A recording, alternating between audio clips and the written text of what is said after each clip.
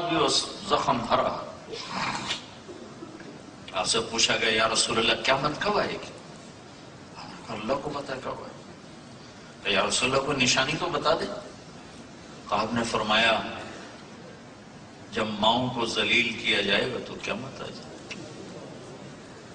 جب اولادیں اور خاص طور پر بیٹیاں بھی اپنی ماؤں کو ذلیل کریں گی تو اللہ قیامت قائم کر دے۔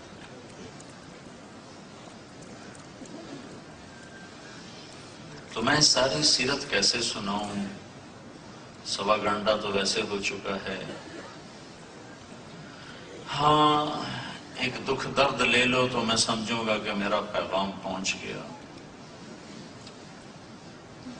اپنی زندگی بدلنے کے فیصلے کرو۔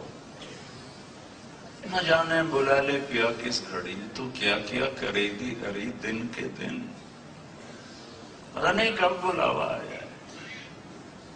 اور وہاں ایک ہی سکہ چلتا ہے، محمد رسول اللہ ہے۔ سید قریشی نہیں چلتا، وہاں شاہ جی نہیں چلتا، قریشی صاحب نہیں چلتا، ڈاکٹر صاحب نہیں چلتا، وہاں اور پہچان ہے۔ آپ نے فرمایا جب میں جنت میں جاؤں گا تو میری سواری کی لگام بلال کے ہاتھ میں ہوگی جو پکڑ کر میرے ساتھ ساتھ جا رہا ہے۔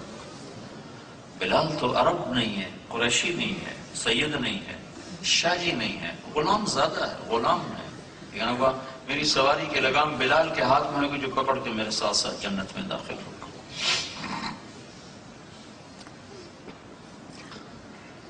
تو میرے عزیزو جوان ہو، ہم ڈھل رہے ہیں، تمہاری ابتدا ہے، ابھی سے اپنی جوانی کو سمیٹ لو اور اسے اللہ اس کے رسول کے ہاتھوں میں دے دو۔ سیاسی لوگوں کا اعلیٰ کار بننے سے بچو، تحریکوں کا اعلیٰ کار بننے سے بچو، فرقہ واریت کی آگ میں جلنے سے بچو۔ امت بن کے چلو، امت بن کے چلو، امت بن کے چلو۔ اللہ کے رسول نے اس امت پر صرف آنسو نہیں بہائے، خون بہایا ہے، اپنی اولاد کو ذبح کروایا ہے، اپنے گھرانے کو بیٹیوں کا دکھ مار دیتا ہے، اور حرم کے اندر عتبہ نے آ کر ابو لہب کے بیٹے نے حضرت رقیہ اور ام کلثوم دونوں کا نکاح ہو چکا تھا ابو لہب کے بیٹوں سے، اور ابھی رخصتی باقی تھی کہ آپ نے نبوت کا اعلان فرمایا۔ اس نے بکواس کی، اللہ نے جواب دیا تبت یدا ابی لہب وتب، تو اس نے کہا جاؤ محمد کی بیٹیوں کو طلاق دے دو ورنہ تم میرے گھر میں نہیں آ سکتے۔ تو عتبہ نے آ کر اللہ کے نبی صلی اللہ تعالی علیہ وسلم حرم میں اندر بیٹھے تھے، اگر یہاں سے گریبان پکڑ یوں جھٹکا دیا، آپ کا گریبان پھٹ گیا، کہ تیری بیٹیوں کو طلاق ہے۔ طائف کے پتھر کھائے اور اف نہیں کی، اوہ نہیں کی۔ اور ان کے لیے جب فرشتے نے کہا کہ ان کو پیس دوں تو کہا نہیں، اللہ ان کی نسل سے ایمان والے نکالے گا۔ طائف کے پتھروں سے بد دعا نہیں نکلی، لیکن بیٹی کی طلاق نے ایسا دکھ پہنچایا کہ آپ نے کہا میں اللہ سے مانگتا ہوں کہ تیرے اوپر کوئی کتا چھوڑ دے۔ اپنے گھر کو سرما بنایا ہے۔ اب عتبہ گیا تجارت کے لیے شام تک، شیر نے اس کو پکڑا اور اس کی بوٹی بوٹی کر کے پھینک دی۔ تو میرے عزیزو آپ جوان ہو، اپنی منزل 2 چیزیں بناؤ، اللہ اس کے رسول کو راضی کر اور ایک صحیح علم حاصل کر، تیسرے کام سے نکل جاؤ۔ اپنے اخلاق بناؤ، اپنے کردار کو بناؤ۔ حضرت محمد صلی اللہ علیہ وسلم ہمیں زندگی دے کر گئے، زندگی، اللہ کی قسم ایک ہی ہستی ہے جس کی ہر ادا محفوظ ہے، ہر ادا اس کی نقل اتارتے جاؤ۔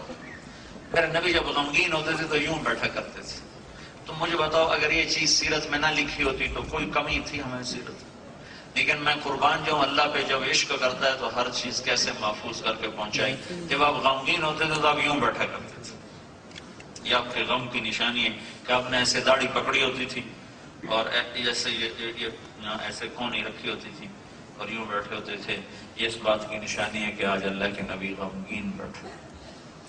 جب آپ کو غصہ آتا تھا تو اظہار تو ہوتا نہیں تھا، تو یہاں ایک رگ تھی جو ایسے ایسے پھڑکتی تھی، یہ اس بات کی نشانی ہوتی تھی کہ آج اللہ کے نبی ناراض بیٹھے۔ جب آپ کسی سے ناراضگی کا اظہار فرماتے تھے تو کبھی زبان سے تو کچھ کہتے نہیں تھے، وہ ادھر سے جب آتا تو آپ یوں ہو جاتے تھے، وہ ادھر سے آتا تو آپ یوں ہو جاتے تھے، صرف اتنا آپ کا اظہار ناراضگی ہوتا تھا، اور اس کی تربیت کے لیے آپ اپنی وجہ سے کبھی کسی سے ناراض نہیں ہوئے، وہ ادھر سے آتا تو آپ ایسے ہو جاتے تھے، تو وہ فوراً سب کو پتہ چل جاتا تھا کہ آج اس سے اللہ کے نبی ناراض ہیں، تو اس کو فکر پڑ جاتی تھی پوچھنے کی کہ یا رسول اللہ آپ نے منہ پھیر لیا، خیر تو ہے، آپ اس سے ناراض کیوں؟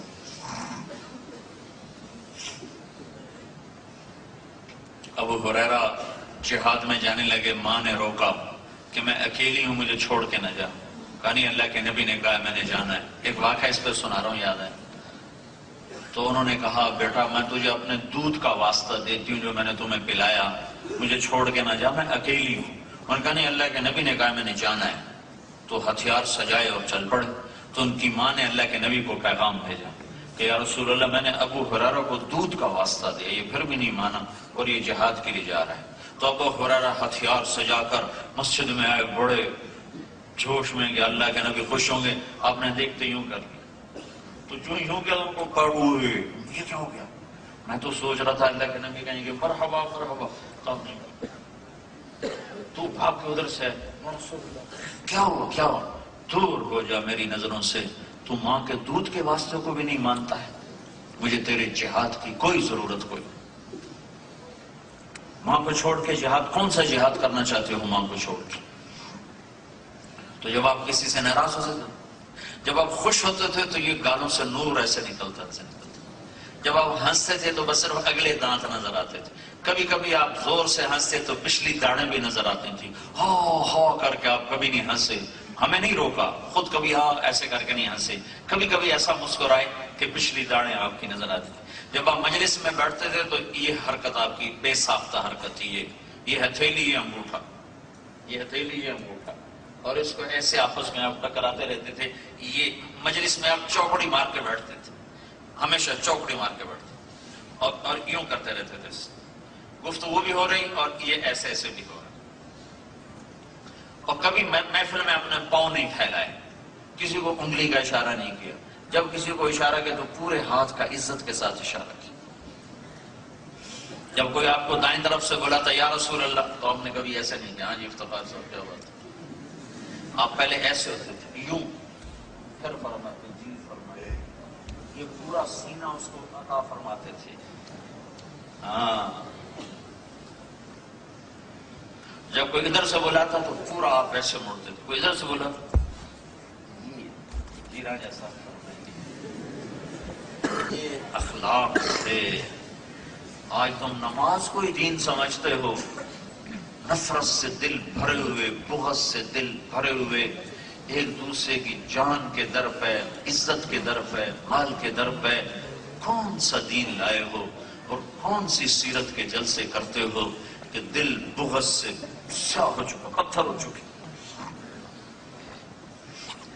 تو زندگی بدلو میرے عزیزو، یہ جو تبلیغ کا کام ہو رہا ہے، یہ آخر سورہ میں کا شروع ہے، وَإِذْ قَالَ مُوسَىٰ لِفَتَاهُ لَا أَبْرَحُ حَتَّىٰ أَبْلُغَ مَجْمَعَ الْبَحْرَيْنِ أَوْ أَمْضِيَ حُقُبًا فَلَمَّا بَلَغَا مَجْمَعَ بَيْنِهِمَا نَسِيَ حُوتَهُمَا فَاتَّخَذَ سَبِيلَهُ فِي الْبَحْرِ سَرَبًا فَلَمَّا جَاوَزَا قَالَ لِفَتَاهُ آتِنَا غَدَاءَنَا لَقَدْ لَقِينَا مِنْ سَفَرِنَا هَٰذَا نَصَبًا۔ یہ سارا قصہ چلتا ہے، یہ موسیٰ علیہ السلام کا علمی سفر ہے اور یہ شریعت کا